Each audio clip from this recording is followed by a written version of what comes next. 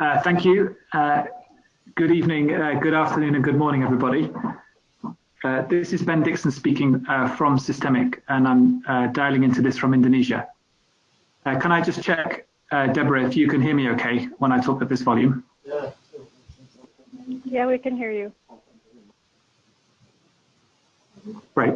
And can you see the pages, the slides on my screen? Yep, the slides up. Okay. I'm also conscious that some people who've dialed in may not have the screen available. So there was a PDF that was sent out in advance of this meeting. So what I'll try to do is to, as I go through, to just let people know where we are on the document. So firstly, to introduce myself, my name is Ben Dixon from SYSTEMIQ. I'll introduce SYSTEMIQ in a minute, and I've been managing SYSTEMIQ's work on the plastic system since 2017. And my co-presenter is Fan Bai from Veolia. And just to make sure that we have a smooth start to this, I'll ask Fan to introduce himself when he takes up the second half of the presentation. Or in fact, he may actually speak up when we introduce Veolia. So I'm going to go straight into the pages that we have in front of us. And the first thing to share is the background to this meeting. I will do my best to reflect my understanding of the background, and I'll ask Deborah to chip in if there's anything that I've missed here. So why are we here today, and why are we having this webinar? There was a meeting in Paris on the 18th to 19th of September of the CGF waste subgroup, and the question of after-use packaging recovery and recycling was identified as a priority topic. There was a request to form a task force, which is led by Danone, to study and pilot some of the recovery and recycling models, and particularly financing mechanisms, looking at one developed country and one developing country, with a suggestion that that could be France and Indonesia. In parallel with this, Veolia and SYSTEMIQ hosted a packaging recovery co-creation workshop in Indonesia with a number of companies from across the value chain on the 25th of September. And one of the outcomes from that workshop was a push to say, could we move into an action design phase that would get us out of workshopping and get us into the business of testing, piloting, and designing some innovative approaches to finance packaging recovery and recycling after use.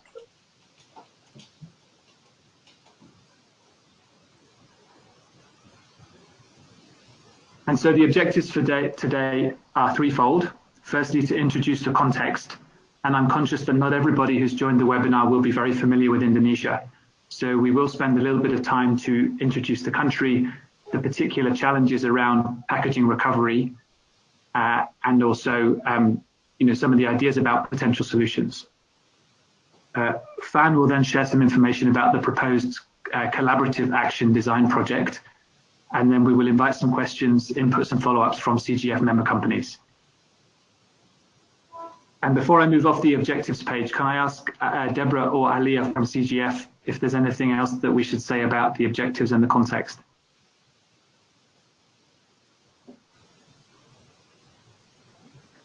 I think you've covered it quite well, Ben. Good. Okay, let's move on. So I'm now going to turn us to slide 2. And this is an introduction to Veolia and SYSTEMIQ. I'll do the right-hand side first, which is SYSTEMIQ. SYSTEMIQ is a company founded in 2016 by two former directors from McKinsey & Company. We are a benefit corporation, which means that we're a private company with an environmental and social mission. And that mission is to develop business solutions for environmental and social system failures. We have offices in London, Jakarta, and Munich. And one of the big focuses for the last 2 years of our life has been on the plastics system. As I think the reason many people are joining the call is an understanding that the plastics system is an increasingly high profile and iconic example of a system failure with environmental and social consequences, and also consequences for businesses that are active in the plastics value chain. SYSTEMIQ's working at a macro level on what we call an economic analysis of global pathways to zero plastics leakage, which is quite a mouthful. It's something we're doing together with the Pew Trust, which is an American foundation. We're also working on what could be described as a micro level, and we're a co-founder of Project Stop in Indonesia, together with the plastics producer Borealis. And Project Stop is an action innovation project to develop city partnerships that can bring circular economy solutions and aim to achieve zero leakage of plastics at the city level. I'll ask Fan to speak up now and introduce Veolia. Hello everybody, this is Fan Bai from Veolia. Quickly about myself, I am in charge of the business development of the circular economy at the headquarters.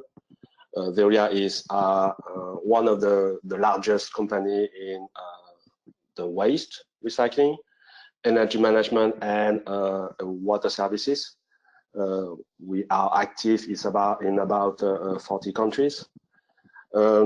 We have this mission of resourcing the world, and this is really part of our strategy around the circular economy. And we have been very active in the plastic packaging, collection in waste and recycling in the past few years. One word about Indonesia. Veolia has started the construction of a 25,000 ton a year of food grade PET recycling plant, and therefore we are actually right now currently building a network of collection that could be leveraged for this packaging recovery model solutions that we are going to present today to you.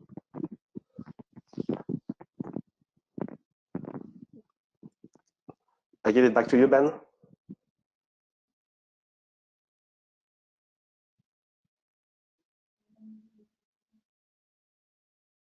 I believe you're still on mute, Ben. Okay, great. I was talking to myself. Thank you. Fan, do you mind going onto mute? There we go, so that we don't have any background noise. Okay, great. So let's get into the content. And the next page says, welcome to Indonesia. It's a beautiful, warm night here in Indonesia, which is probably hard to hear for some of you in Europe and North America, where it's a lot colder. The country itself is, I think, best described with a map, which I think gives some sense of the size, diversity, and complexity of this country. 17,000 islands is the official number. Many people say it's a lot more than that. More than 300 ethnic groups and a population of 260 million people. Saying that, there is an aggregation of the population on the largest islands, and more than half of the population lives in Java. It's a country that's rapidly urbanizing, a country with a large GDP of more than 900 billion US dollars. And I think critically for the challenge that we're talking about today, it's a country with a very significant tourism sector and globally important marine ecosystems. One of the statistics here is that the country is targeting 20 million hectares of marine protected areas by 2020.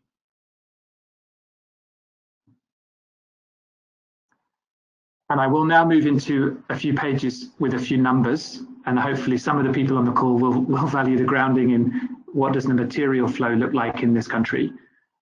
Whilst I'm doing that, I will also give a caveat that the data quality for plastics packaging flows and for waste is quite low, and I think that reflects a general problem of data quality on this topic. I will also take a pause halfway through this webinar so that people can ask any questions that relate to the context before I hand over to Fan. So the page in front of us is page 4, and it says that plastics make up 10 to 15% of the waste stream. And the picture on the left shows us that on an annual basis, Indonesia is generating something like 50 to 70 million tons per year of waste, with plastics making up 10 to 16% of the waste stream, and packaging plastics is the green part of this bar chart, which is 7 to 11% of waste. We can now see how the packaging and non-packaging plastics break out. And this is based on one waste characterization study, so it shouldn't be taken as the absolute breakdown for the whole of the country, but it gives a good sense of a key message here, which is to say that 1/3 of the plastics in the waste stream are rigid plastics, and 2/3 of the plastics are flexible plastics, as a general rule of thumb. And you can see on the right-hand side what rigid and flexible plastics look like. What we'll come back to is the critical point here, which is that rigid plastics generally have a much higher after-use value for the recycling system compared to flexible plastics.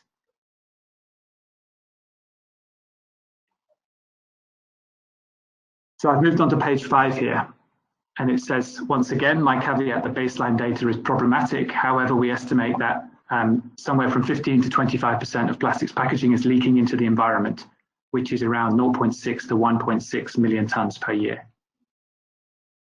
What we can see on the right-hand side is a picture from the partner city for Project Stop in East Java. It's a city called Muncar, and this is not an uncommon sight to see significant aggregations of plastics packaging in rivers and along the coastline, particularly in parts of the country that have low collection rates for waste.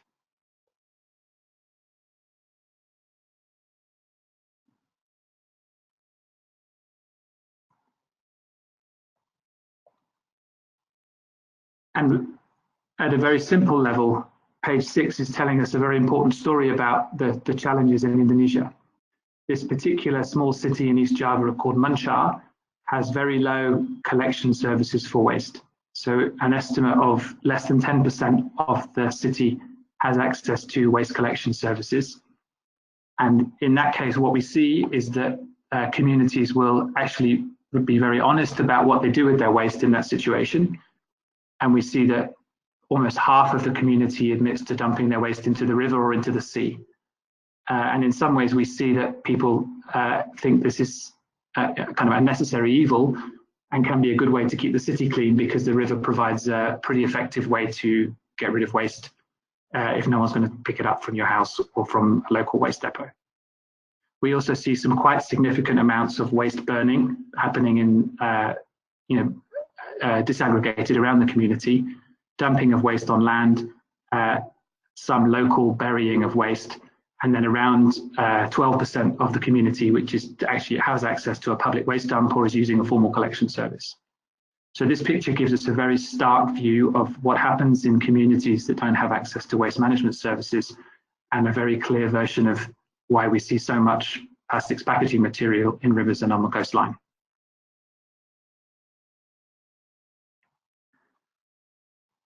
I won't labour page 7, but I think it is important to recognise that Indonesia and the national government has taken a very significant leadership role, and they have a national marine debris action plan with some extremely well thought through pillars of action and an attempt to coordinate across the many ministries and to push the solutions out from the central government into the regions and into the cities. In particular, the country has signed up to a 70% target. So they have signed up for a 70% reduction of marine plastic waste by 2025. And this is something that's been announced and formalized by the president.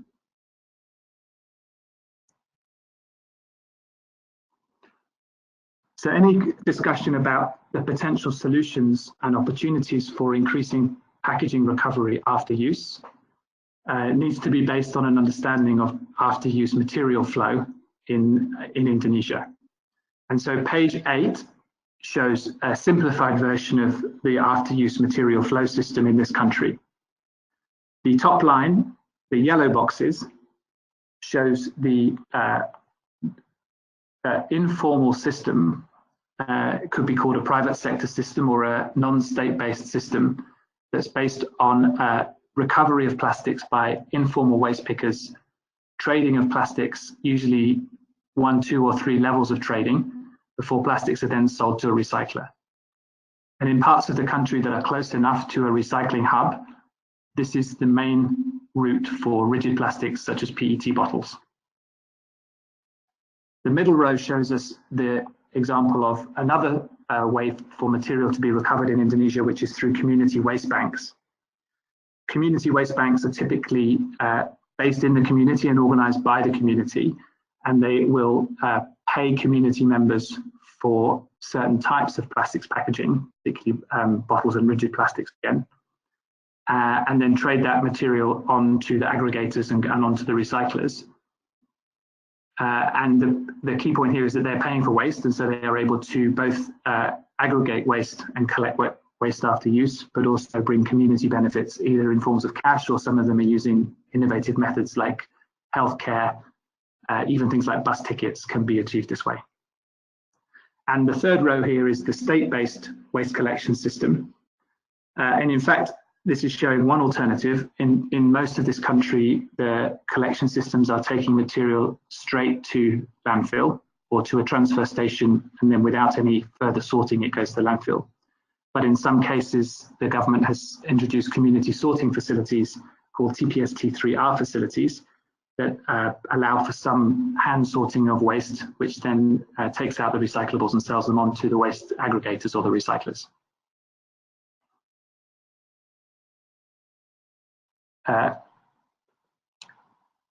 So having understood the different material flows, I think one of the key challenges that we see in Indonesia, and it's I think not exclusive to Indonesia at all, is that the waste management system is generally underfunded.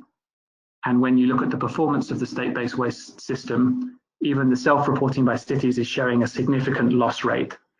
So the loss rates tend to be higher for smaller cities.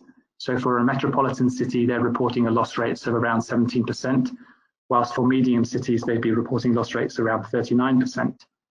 And in particular, in rural communities, the waste collection rates in Indonesia are very low, an estimated 5%. I think the quotes on the right-hand side of page 9 speak for themselves, and there is generally a recognition that the underfunding and decentralization of waste management systems is a key challenge for everybody to attempt to solve.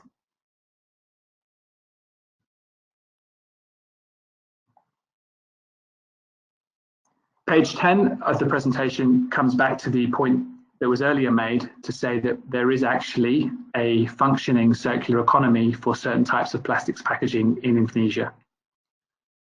And it's rather complex, as you can see in the diagram.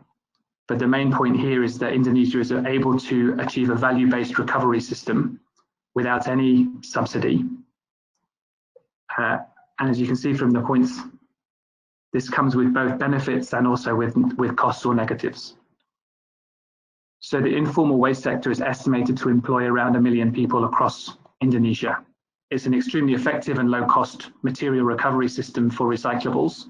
And because it's based on hand sorting, it can drive a very high-quality feedstock for recycling. The negatives of the informal waste economy are also quite well known, particularly the challenges of poor working conditions for waste pickers and those working in the waste trading economy, low pay, and also health and safety risks.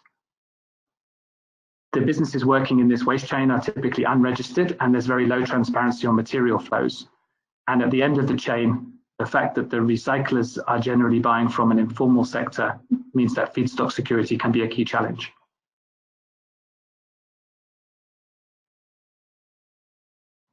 So to summarize the context in Indonesia and what this may mean for our discussion around packaging recovery and recycling. The first point that hopefully has come out from this description is that financing the collection of after-use plastics is a central challenge.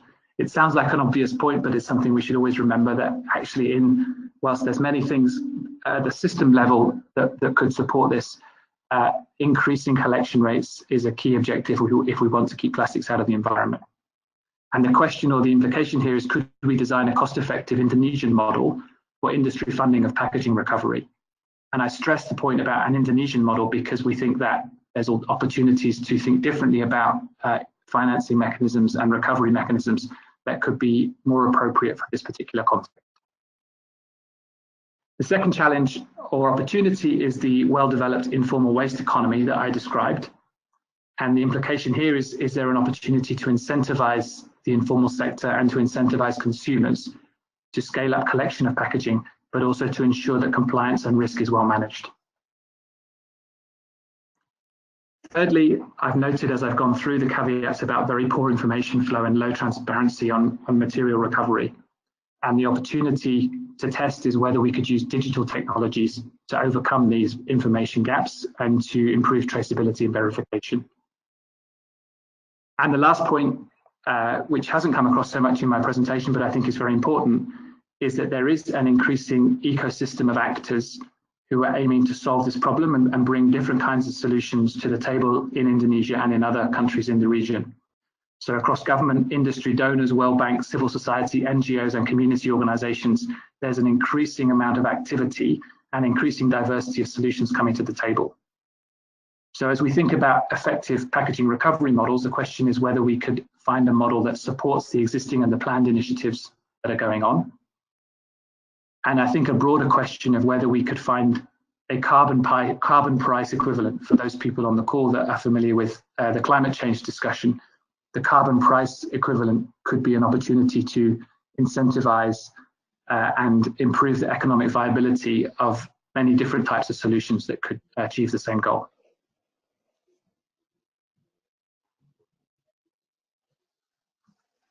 So on this page, I'll take a pause. I'm also conscious of time, so perhaps what we could say is we have any urgent questions now, and then we can also hold some questions to the end. Can I hand back to you, Deborah, to facilitate that? Okay, so we're going to unmute individuals one by one. At this point, I would please ask everyone to make sure that you're muted on your end if you don't intend to speak. I see that for now we have a question from Igor Chauvrot. So while we unmute everyone, I'll ask the question and then we'll proceed to unmuting. So Ben, Fan, do you have the proportions of each system 1, 2, and 3 in global recycling performance? So we're going to unmute everyone now. Ben, Fan, feel free to answer the question now while we unmute the others. Sure. Okay, this is the right slide. Before I provide an idea of percentage, just want to make sure that we all understand that as of today, what is going to the recyclers, either with the orange boxes, then the green boxes, are only the one with a commodity value. Meaning that the PET bottles, some of the PE and PP rigid type of containers are being recycled as of today. And everything remaining would either go to the landfill, or actually, as Ben has explained, is leaked to the nature or burned or buried. Having said that, to give you an idea, the green box, the Central West Bank, is capturing as of today about a bit more than 1% of the packaging waste. Most of the majority, maybe everything, I would say, that has value is going to through the orange box. And what would be left? Multi-layer, monolayer flexible, some dirty packaging may then go to the landfill with the box for the TPS 3M. Okay, Igor says clear, thanks. Just to let the group know, most of you are unmuted now, so if you'd like to ask your questions live, raise your hand and we'll call you out. I did have to mute some people because there was a lot of background noise, but you can raise your hand as well and I'll unmute. We have a question from Prabhat Mishra. Does this cover ocean plastics as well? I can answer that one if you like. I think that this is a very important question. I think it's something that's probably another a webinar discussion on its own. As we understand it, the definition of ocean plastic is something that is somewhat disputed, let's say, although there are some norms and standards that are emerging. And so some of the definitions of ocean plastic would say it has to be recovered from the ocean or from the coast, whilst other definitions would say that ocean plastic would be plastics in places like Indonesia that are after use, post-consumer plastics sourced within a certain distance of the coast. And they could be described as avoided ocean plastic. So I think it's a complex question. I think under the last definition put forward, then some of the material flowing through the system could well be defined as ocean plastic. I don't know if that helps, but that's the best answer I can give on this one. Allow me to build on this one.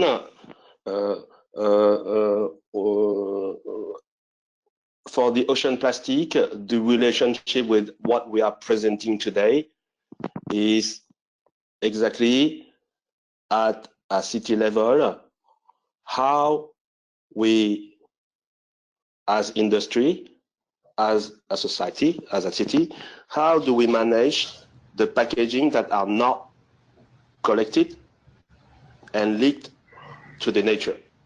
And I think that this is a good connection to say that the small size packaging, the no value packaging, has a very high risk to be leaked to river, ocean, and this is also what is about in the past months, all these different discussion around bans, tax, and EPR systems that we want to introduce today in the context of Indonesia.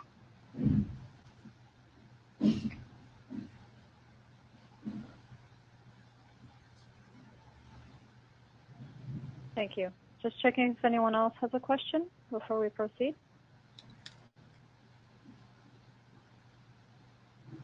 No. Okay. Feel free to send in your questions throughout, and we'll make sure that we raise the questions at the end of the webinar. Fan, I think it's over to you now. Thank you, Deborah.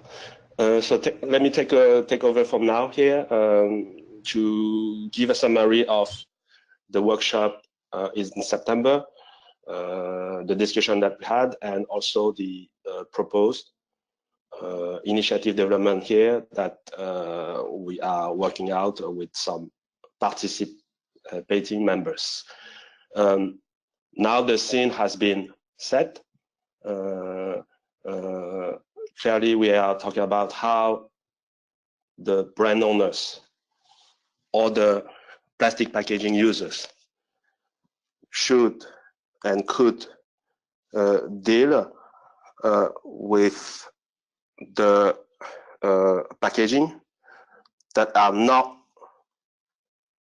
managed properly in a country like Indonesia. And the idea, the very starting point was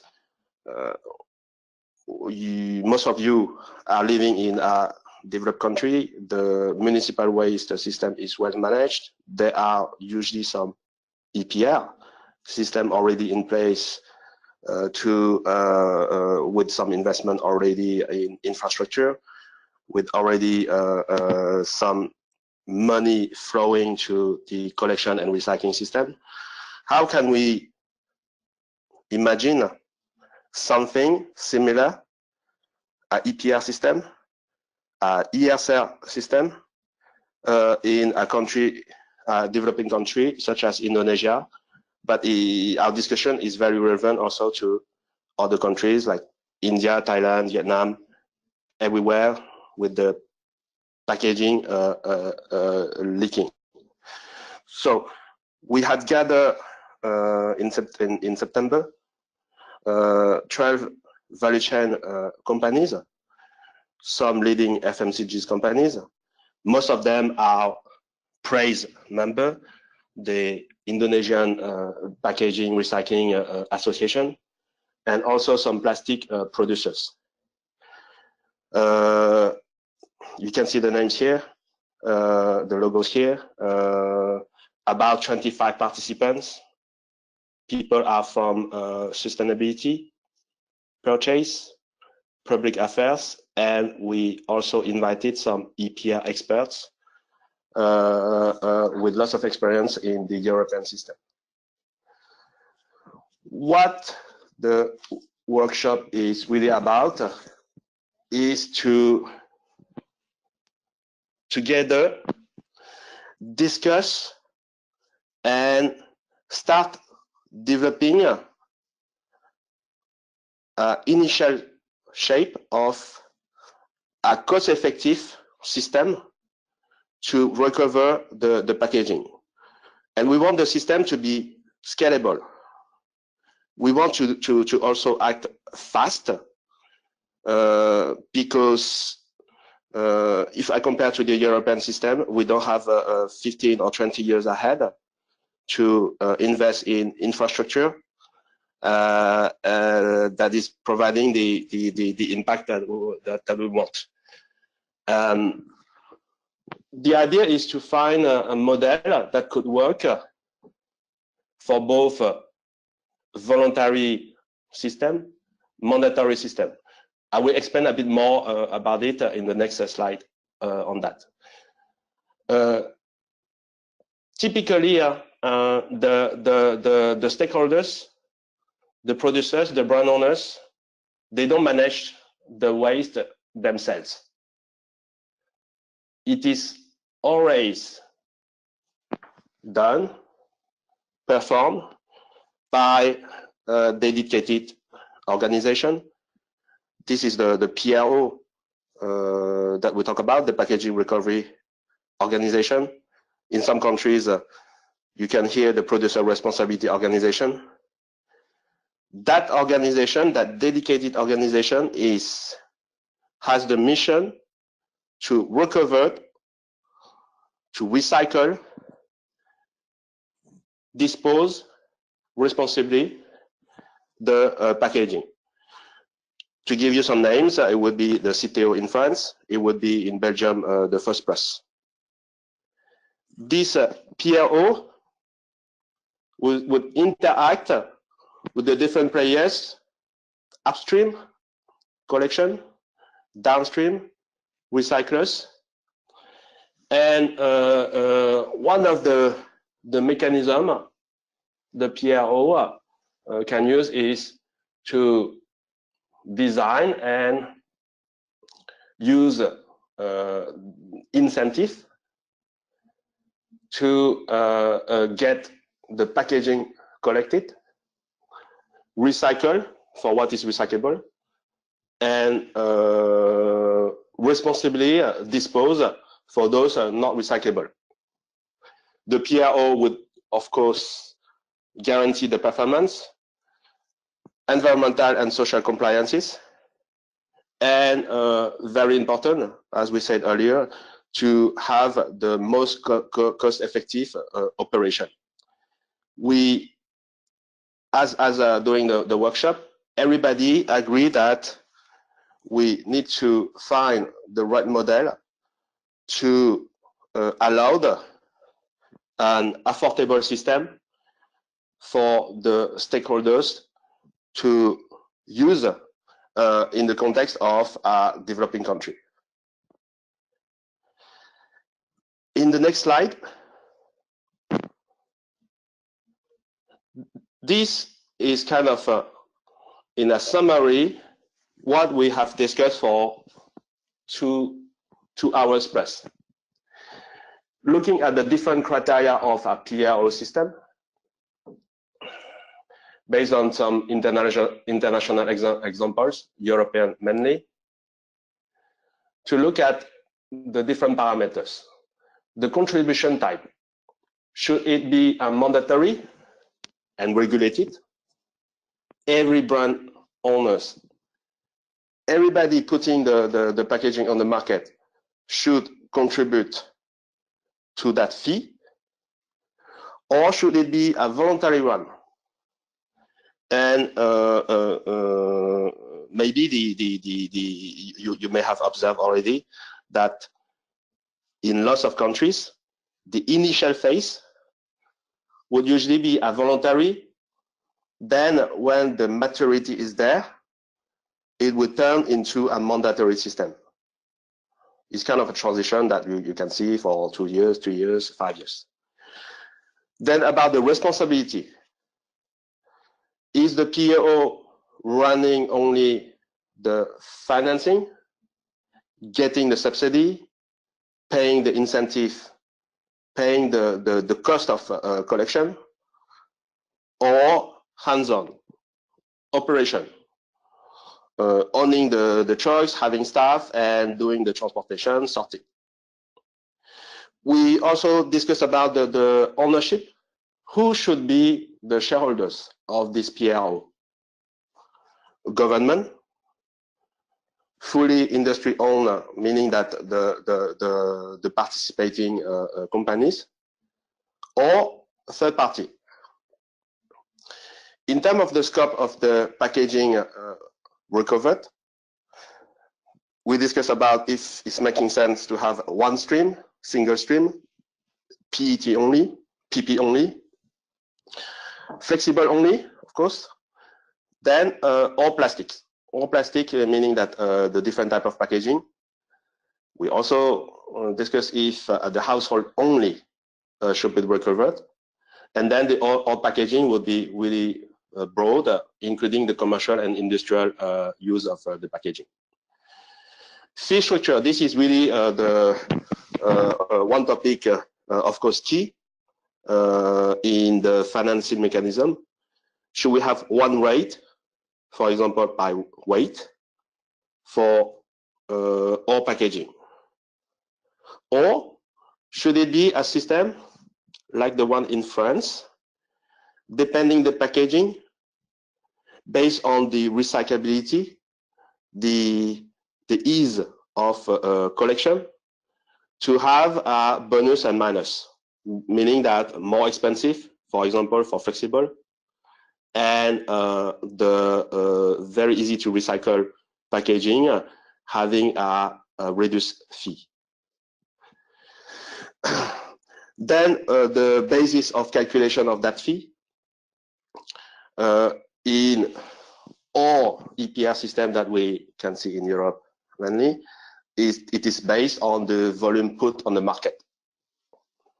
Should it be because of the industry-led initiative here, most probably voluntary? Should we consider rather the calculation based on what is really recycled, what is really collected as volume? It was also longly discussed. Last two, who should be the contributor to the system? The resin producers, packaging companies, FMCGs, retailers.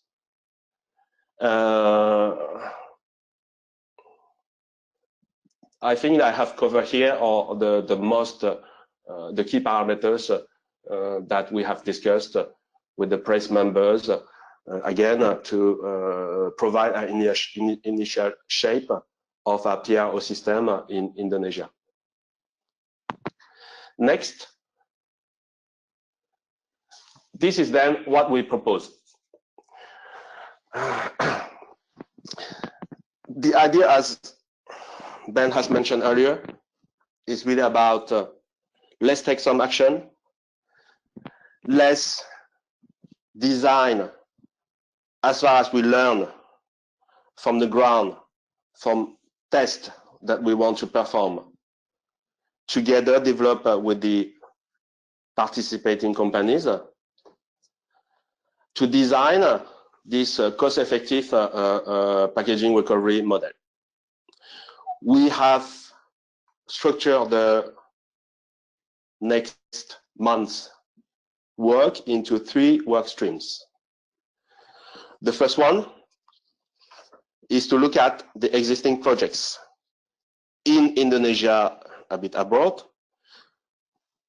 There are several initiatives already initiated by press members, and there are various learnings that could help us to design the model that could be appropriate for Indonesia.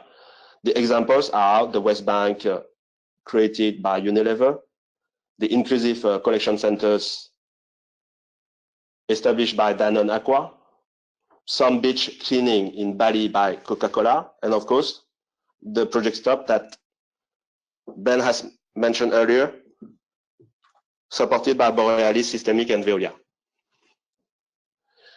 From the learnings of the workstream 1, we will be able to design, plan, and execute some tests in the workstream 2. Testing the different approaches, new approaches, everything around incentivization of the informal waste collection, incentivizing the customers for themselves to be part of the recycling, and testing it in one specific city to fully assess the cost model that could be applied to Indonesia as a country at some point. We have chosen the city of Surabaya. We want to test the price point for our waste picker, for example, to pick up small size, multi-layer packaging. What will be the right price? What will be the right cost for the system to pay, to incentivize, for them to pick up, and to pick up how much per day? And generally speaking, how to do it if it's a mixed collection or a dedicated collection. And here, of course, again, Unilever, Danone, Coca, and other companies have tested from the workstream 1. We will be able to narrow down the test that we have to do. We want also to test the monetary and the non-monetary, let's say, motivation for the household to use the waste bank system. From the 1% collected, can we leverage the existing infrastructure to boost it to 2, 3, 5%? We want also to test the reverse logistic, the deposit return system, and of course, all the tests would be, the model would be supported by a digital tools platform that we will be developing based on the learnings on the workstream 2 that would get into the workstream 3. Simply said, workstream 3 would be taking the PRO parameters that I have described earlier in the previous slide, and based on the learning and joint decision by the participating members to put to make some choice, to make the design, and having at the end of this launching phase a system ready to go that could be scaled up at the most cost-effective way. In the next slide is the summary of the proposal of the project. We talk about, this is about the design of a cost-effective packaging recovery model.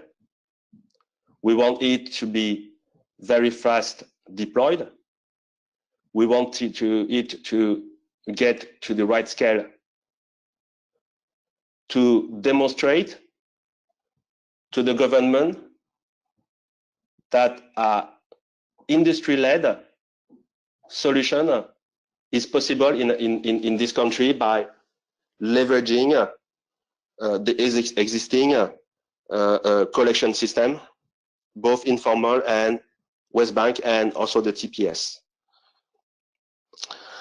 The key questions that we will be able to answer through this action design project would be the scale. How much can we collect and manage responsibly with the PRO fee that we would collect, and having the best cost performance. We want to also ensure that we are adding packaging recovery to what is already recycled, collected, and recycled today. This would help us to answer also the question of what is avoided as a leakage compared to today's baseline. We want also to answer the question of compliance, different level, health and safety for the workers, the social fairness, inclusiveness for the informal waste pickers and the informal waste companies, the environmental compliance such as the wastewater in the collection and recycling industry. And for that, I think that at some point we can also, just to give an example, is about trying to have a fair trade type of verification model that we want to develop in this PRO. So last, the deliverable of this project is a full report of the learnings and recommendations to move ahead, to move forward with a scalable system. We are targeting, as of today, about 1,000 tons of plastic packaging, both rigid but working on the flexible, and if available, also picking up the UBC, the Tetra Pak type of packaging. And last is really working with the key players and building this network of waste sector, allowing the FMCGs to scale up in that pilot city. Milestones wise, here we are inviting the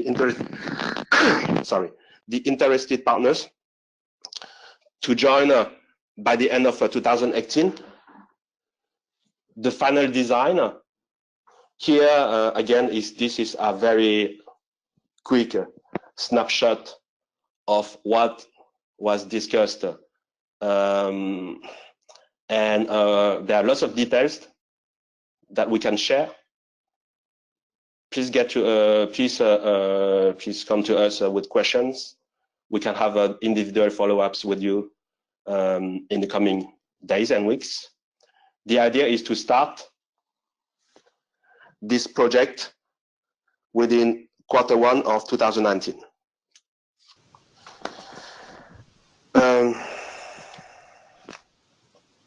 Deborah, Yes, hi. Suggest that we move for some questions. Yeah. This is Aaliyah speaking. We actually do have 2 questions, so we'll try to use the last few minutes to go over them.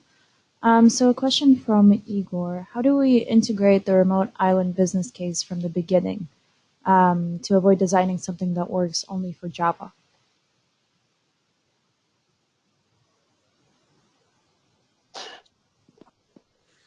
Can you come again with, is this small islands? How do we, yes, how do we integrate the remote island business case from the beginning?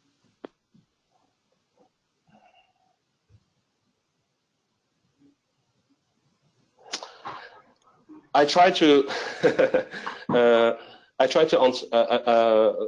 Okay, I think first of all, we should say that we don't have answer for everything.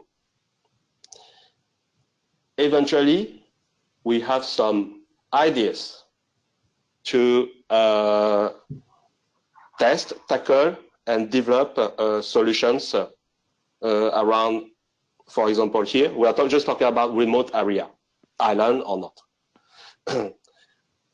For sure that to allow a quick scale up, then cost effectiveness of the system. Here we have chosen Surabaya, but the system would work in rather urban, dense area, okay, with already some recycling, collection happening. When talking about remote island, maybe two ways to think about it. Either there are some people living there, or nobody's living there. We need to find out how to handle it. If somebody is living there, usually, I would say that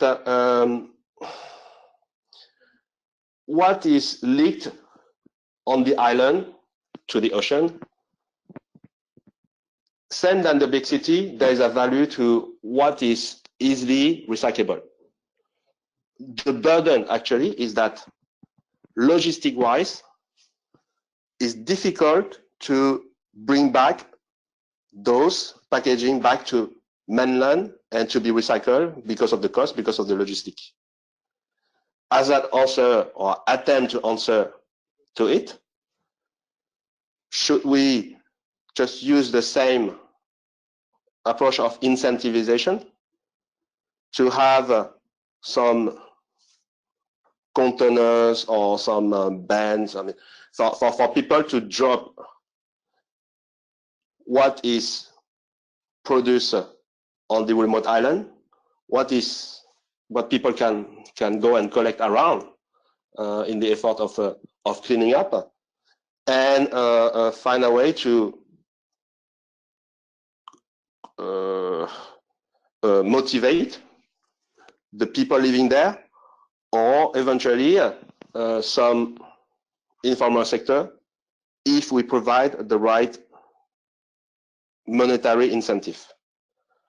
It could also be fun. I was talking the other day with, sorry, I'm not doing an advertisement for Ocean Conservancy, but but they got an application, very nice, to be very to do it very quick. Everybody can download the application, go to the beach next to their home or whatever, and pick up packaging, 10 bottles, 3 packet sachet of chips, and then they can input that. And then there is also the picture. People can take a picture to say that how it is before and after, and this is used in the social media. And I was talking to them, say, oh, you know what? For some remote islands, you can also, you have about 60,000 volunteers worldwide. Can you organize some campaign to do some cleanup? That when you can get 5-10 people ready to go to our island, remote island, and for the city to provide a boat for the city when the material is back, getting into the waste management stream. And it becomes almost fun for the people to know that themselves, they contributed to clean that island. It's kind of a my island things. So there's lots of ways, very creative, that we believe that if we manage to change the behavior of the consumer, one. Second, if we find a way to deal with the logistic, there is no reason that in some remote islands, the waste generated in the island is not managed. Now, having said that, I'm not saying that what is coming from a different country and throwing, getting into the beach of that island. Hopefully, it helps you it clarify a bit, it answer a bit of this question. Thank you, Fan. So I would suggest going for another 5 minutes for those of you who can stay on, but otherwise we will send the recording and the responses to the questions afterward as well to the group. So the next question is from Hans Pierre from APP. He's asking, in Indonesia, EPR requirement already exists under the Waste Management Act of 2008. What has been achieved? What are the main challenges, and what are key learnings?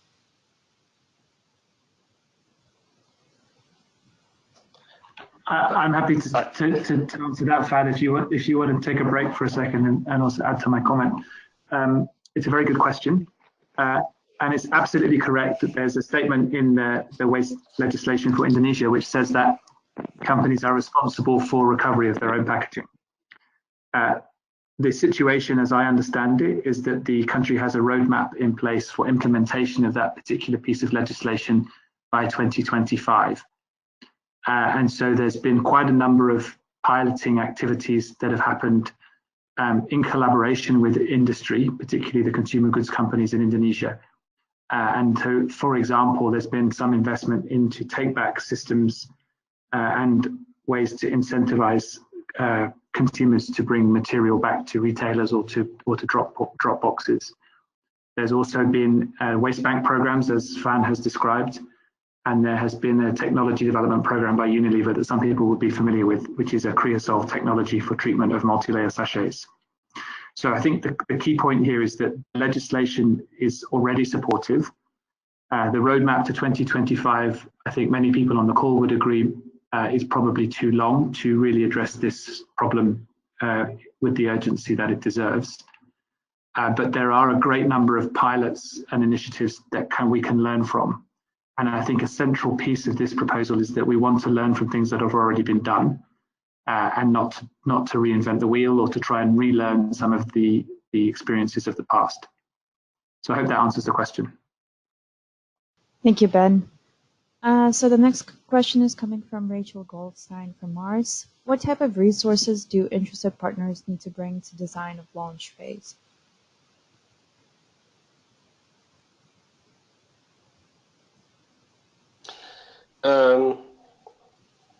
Let me take this one. I would say interest, motivation. No, we are saying that we are welcoming different type of companies who can bring first their knowledge about the market, what they have already tried, their learnings from what they have done in the past. And I would say really this openness to put some resources and work together with the other CGF, FMCG's members of participating to create a system. We have for this first phase budgeted $500,000 for the launch. This is something that we are considering spreading over 5, 6, 7 companies. So I can let you do the math. Thanks, Juan. The next question is from Victor Ortiz. He's asking, do you have a defined time for each work stream?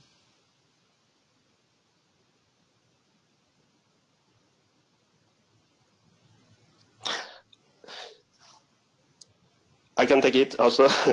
The stream one is rather short because we have been preparing with the press members. I would say that about 2 months. There is already an overlap. We are not waiting the end of the first one, the work stream one, to already design and prepare the second one. The second work stream would be, I would say, 3-4 months, depending the difficulty that we may encounter, and also how deep we want to get in some very specific questions.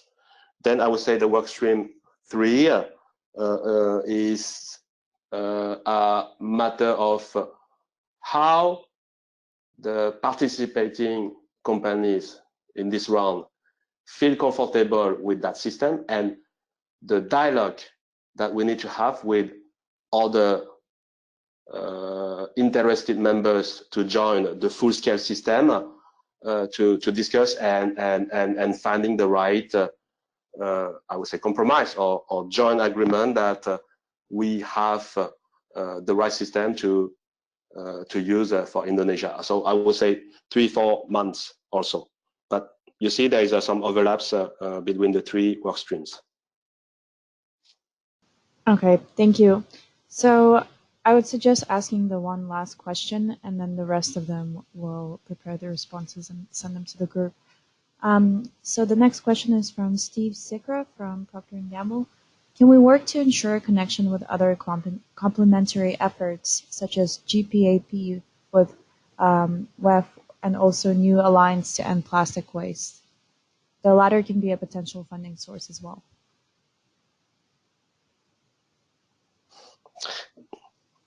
Thank you, Steve. Yes, definitely. This could be, I would say that this may be in the scope of the alliances that you have mentioned. I think that in the launching phase, we should have a deeper discussion about the scale-up version, I mean a phase, because here I would say that to test the different incentive, pricing point, logistics is 500K. I think the timing-wise, we cannot wait too long if we really want to have a demonstration to the government that yes, the industry can handle the packaging issue, and not for the government to take any bad decision. We need to go fast. And Fran, if I can just add to that, and perhaps as a good closing remark for this webinar, thank you to CGF for hosting this, and thanks for the interest from everybody that joined.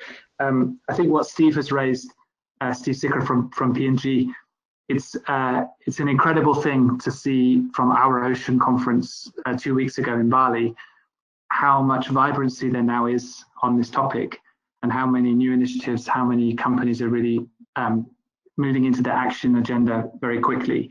So I think it's a great opportunity to be working across these initiatives to make sure that we're sharing the things that we're learning and building a common platform and a common set of ideas for the best ways to solve this challenge. So certainly with this initiative, we take that challenge with both hands and would make sure that if this proposal goes forward, that it's integrated to the greatest extent possible with those initiatives that Steve mentioned, but also the many other initiatives that are coming out of industry and other stakeholders. So I think hopefully that's a nice way to finish the meeting. Thanks, Steve, for mentioning that, because it's so important that we stay coordinated and we avoid fragmentation. And with that, I'll hand back to the CGF. Thank you, Ben. Yes, so as I mentioned, all of these questions will be sent back to the group with the responses, and we'll also send the recording again. And just to remind you, we have another webinar planned for the 19th of November, which is next Monday, with the same content. So if you would like to join that again, you're welcome to. And thank you everyone for participating. Thank you all very much. Thank you. Goodbye. Thank you very much.